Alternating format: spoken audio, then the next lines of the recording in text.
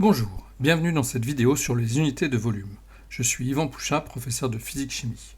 Je vais vous présenter les différentes unités de volume et vous expliquer comment passer de l'une à l'autre par convection. Commençons avec le volume le plus simple, un cube composé d'une largeur, d'une hauteur et d'une profondeur. C'est donc un objet en 3 dimensions.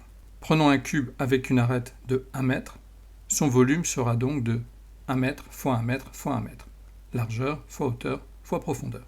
Appliquons la distributivité des mathématiques. Le volume vaudra donc 1 fois 1 fois 1, c'est-à-dire 1. L'unité sera mètre fois mètre fois mètre, c'est-à-dire mètre cube. Nous aurons donc un volume de 1 mètre cube. L'unité de volume correspond donc au mètre cube et ses sous-multiples, décimètre cube, centimètre cube, millimètre cube. Il s'agit de l'unité officielle du volume. Il va nous falloir vérifier combien de décimètres cubes nous trouvons dans 1 mètre cube. Quelle est la correspondance entre ces deux cases ? Reprenons le cube de 1 mètre d'arête.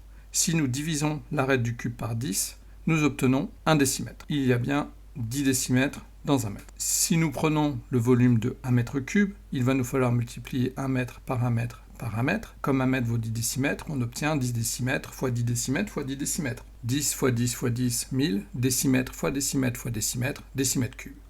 On obtient donc 1000 décimètres cubes. Donc 1 mètre cube sera égal à 1000 décimètres cubes. On peut le vérifier sur ce schéma. Vous avez ici un petit cube d'1 décimètre cube qui est représenté. Si nous voulons savoir combien il y a de ces petits cubes dans le grand cube d'un volume de 1 mètre cube, nous en avons 10 en largeur, 10 en profondeur, et nous devrions en mettre 10 rangées ici.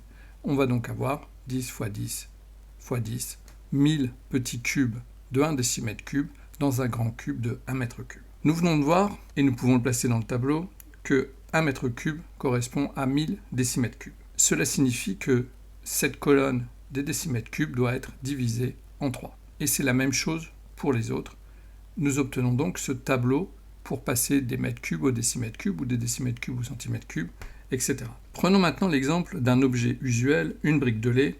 Son volume est exprimé en litres. Donc cette brique de lait contient un volume de 1 litre. Il va nous falloir faire la correspondance entre les unités officielles dérivées du mètre cube et les unités usuelles, les multiples du litre. Comment passer des unes aux autres ? Cette brique de lait a une longueur de 9 cm, une profondeur de 5,7 cm et une hauteur de 19,6 cm. Son volume peut donc être calculé de la façon suivante en multipliant 9 cm par 5,7 cm par 19,6 cm. Au niveau des unités, nous aurons donc cm fois cm fois cm des centimètres cubes. En multipliant 9 par 5,7 par 19,6, on obtient en écriture scientifique 1,0 10 puissance 3 cm3, c'est-à-dire 1000 cm3. Nous plaçons les 1000 cm3 dans le tableau. Nous voyons que nous retrouvons évidemment à 1 décimètre cube, mais chose importante, nous savons que la brique de lait a un volume de 1 litre. Donc nous pouvons placer 1 litre dans le tableau, à savoir que les litres correspondent au décimètre cube. Nous savons que si nous divisons les litres par 10, nous obtenons les décilitres. Si nous les divisons par 10, encore les centilitres et les millilitres. Si nous multiplions les litres par 10, nous obtenons les décalitres, les hectolitres et, très peu utilisés mais qui existent, les kilolitres. Ce que nous allons pouvoir retenir, c'est que 1 mètre cube correspond bien à 1000 litres, que 1 décimètre cube correspond à 1 litre et que 1 centimètre cube correspond à 1 millilitre. Il est intéressant de pouvoir refaire ce tableau, notamment pour les conversions qui vont suivre. Alors, 2 exemples de conversion.